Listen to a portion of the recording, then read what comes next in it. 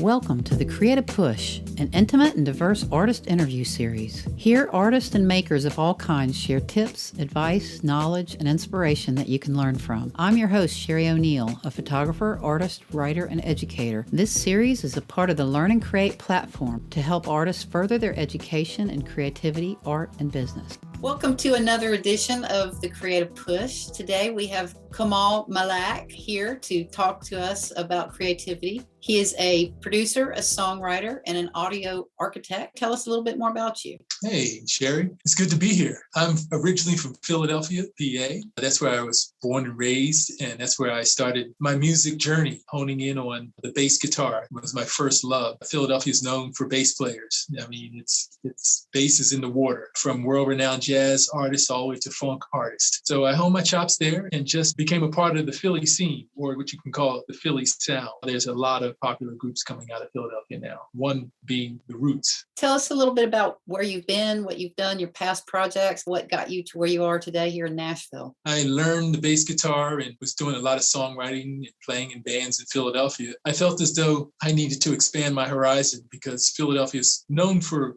music and musicians, but they don't have a lot of music industry there at the time. I had the choice to either go to New York or California. And I had family in California, so I went for it, moved to LA. And when I got to LA, it's brand new on the scene, but I was just hungry. I put myself in the right places, the studios, clubs. I joined the Musicians Union, which got me a lot of work, video work actually, in movies and television, and continued to hone my songwriter and producing skills. I work with a group called Rose Royce, also a singer named Donna DeLory, who's Madonna's background singer, and she tours and dances and choreographs with Madonna. One day I was playing in a music store, Nadine's Music, which is right on Santa Monica Boulevard, right next to Paramount Studios. And Paramount at that time was huge for rap because the rap scene was getting larger and larger. I met a producer named Sir Jinx, who's Ice Cube's cousin, and did a lot of projects with him. Had me come in and they had turntables and say like, okay, put a bass line to this. And I didn't know what it was going to finally be, but I played on a lot of tracks where a lot of them ended up on some pretty big rap albums. And also some pop artists too, like CeCe Peniston. I played on some of her records. And then the music scene kind of changed. And I always have believed in being where it is, being where the music is. So at the time, Atlanta was just jumping off the charts. You could name 10 Grammy Award-winning artists coming out of Atlanta at the time, from TLC, Arrested Development, Outkast, Tony Braxton, and LaFace Records was huge at the particular time. But they had a lot of artists moving there, and the scene was just really, really growing. So I moved to Atlanta. I didn't know anyone there. I knew this was the place to be. So I put an ad in the Creative Loafing, which is like the LA Weekly or the Nashville Scene magazine here. It's a networking / what's going on in the industry here. I put the ad in. I only put this on the ad. The funk is here. After about a week of crazy calls, I got a call from a DJ based out of Macon, and I invited him up to my studio. We really hit it off. And he told me when we were sitting there listening to music, and I was playing music, and he was playing some of his music, he said, hey man, I know a guy named David Norman. You guys would hit it off. You guys look alike. You got dreadlocks. And he's doing a lot of music. And he gave me David's number. So I called David, and David was real cool. He's like, yeah, come down to the studio. I'm engineering the Arrested Development album, Zingalama Dooney, the second album. And I came down to the studio, and it was one of those classic stories, being in the right place at the right time. They just received the 2 Grammys and 2 American Music Awards and ready to do a world tour. And they needed a bass player. They had asked me to go on tour and be a part of the group. From there, it's just like history. My first gig was in South Africa playing for Nelson Mandela's inauguration and meeting Nelson Mandela. That was the very first show.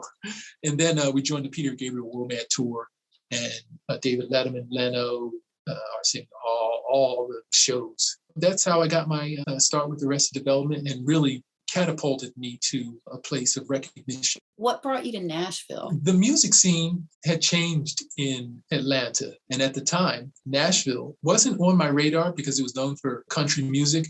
But Atlanta, the music scene had changed a lot. I felt as though I had the most opportunity to succeed because I'm a songwriter, I'm a producer, and I write lyrics and melodies. And being with Arrested Development, I was at the highest level of hip hop music. So I wanted to really write songs and collaborate a lot. And just doing my research, Nashville is a collaborative town. A lot of people move here to collaborate and songwrite, and it's the hub now. It's where it is. So I moved here and immediately hit it off with everyone because Nashville's a pretty kind town. Kind meaning it's easy to connect, easy to network, easy to collaborate because it still has that Southern kind of hospitality feel, but it is a major music industry here. And so I hit the ground running. I met a guy named Henry Hicks, who is the CEO and founder of the National Museum of African American Music. At that time, in 2015, he was just starting funding. It was just an idea and a plan in his head. And fast forward, the museum just opened up in February. They're at the 60 million fundraising point, and Amazon just donated $1 million to the museum. I really look forward to the future because it's changed Nashville. It's putting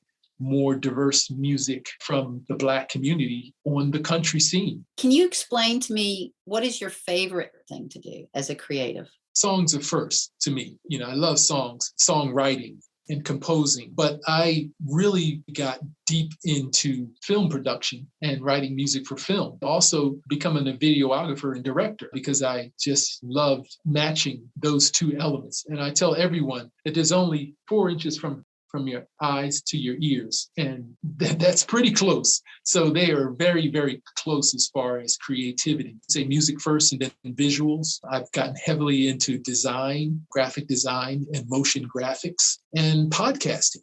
I'm directing several podcasts now.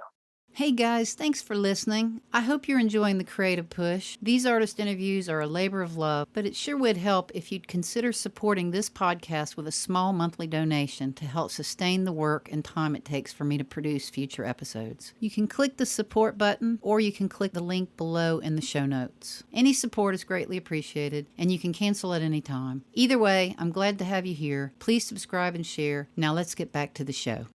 Tell me about your technique with songwriting. How do you start? How do you get motivated? What is your technique? My motivation for songs and songwriting, it comes from multiple sources. Sometimes it starts with just an idea, a dream. In the middle of the night, I'll wake up and have a melody in my head or a bass line or a chord progression. And I believe in songwriting tools. When I first started, there were very limited amount of tools to get the inspiration recording. Now we have synthesizers, we have sequencers, we have MIDI, we have digital audio workstations. And so I resort a lot of times to my tools, which could inspire a song from just the sound, from a chord, from a bass line, from a guitar riff. I get my inspiration from multiple sources. How would you define creativity? Creativity is life. To me, without life, you don't have anything. If your heart is beating, you have creativity. I hear a lot of people say, I'm not a creative person, but your heart's beating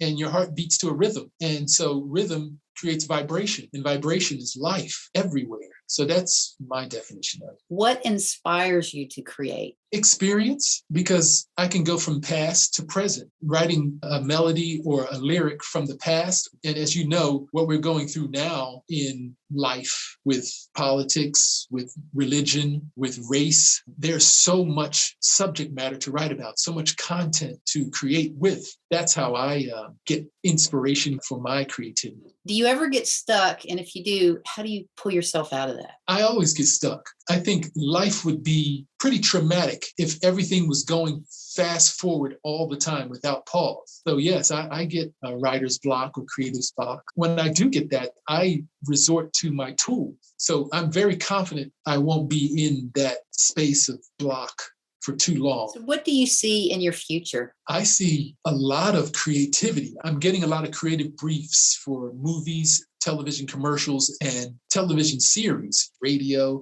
internet podcasts. I feel as though I have written so many songs and so many ideas that I find myself now going back to a lot of my works that I've done previously, because a lot of times there's not a lot of time to create something new. So I would resort to just what I've created. And if it fits the description of what's needed, then I just put it together, may do some tweaking, some remixing. I'm finding myself now resorting to my library of content now.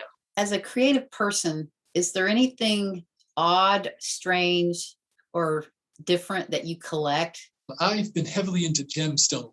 I have a gemstone jewelry line called KM Gem Jewelry. Gemstones are not only stones, but they're also inspiration. They also have healing properties. And so I collect all types of gemstones now for my jewelry line. When you see my collection, you might think, wow, this is weird, because I have gemstones everywhere. Are there any things that you haven't learned yet that you'd like to learn? Yes. Wow. I have been wanting, and now I'm doing, and studying and recording classical music. I've always wanted to have the ability to sight read music. Coming up, a lot of the music that I do and a lot of music that I'm inspired by is not written on sheet music on the staffs.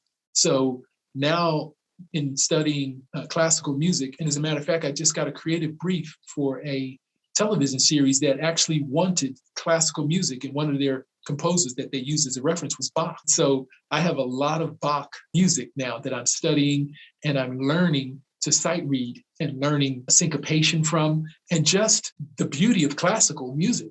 I wasn't exposed to it a lot. I am really, really enjoying it. How has the pandemic affected your business? It has affected it. It has stopped a lot of direct communication, in-person communication. I've had to find new ways to connect with clients, to connect with work. It's been a blessing in disguise because my communication skills have had to change. I had to learn the web. I had to learn podcasting. I had to learn how to communicate through our devices now, because that physical contact is kind of limited now. It's kind of changed paradigm now for everyone. We have to communicate in a different way. Kamaal, I've always noticed every time I've hung out with you, you always have a really unique style and you always have a cool hat. Give me an overview of where those come from and what your love is for wearing hats. I would say it started with my father. He was a stylish cat. He was a stylish dude. When I look at my pictures as a kid, we are always in suits and ties and always dressed up.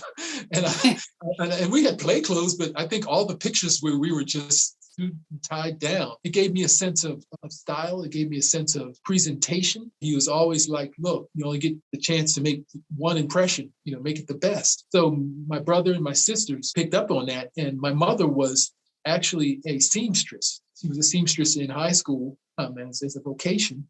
And my brother picked it up. I went to music and my brother went to fashion and design.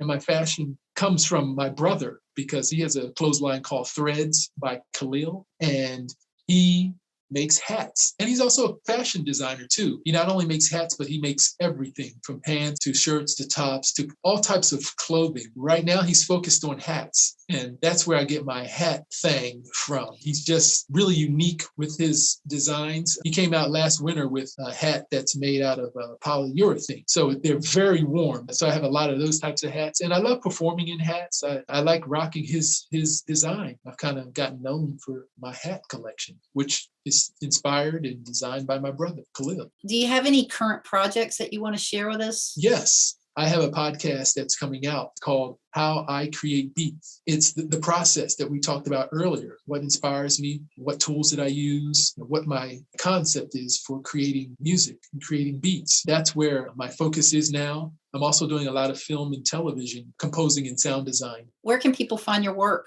KME Nashville.com, and that's KM Entertainment. Thank you so much for your time, and thanks for doing this interview with me. You're welcome. It's my pleasure. All right, Sherry. All right. Thank you, my dear. All right, see you.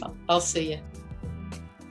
Thank you so much for listening. As always, my intention is to offer inspiration that excites you to want to get out there and create something amazing. Be sure to check out some of the other episodes. There's more information below in the show notes, including links to other great stories, tips, and resources. Drop me a message or comment at any time, and I hope that you'll sign up to be a part of this creative tribe.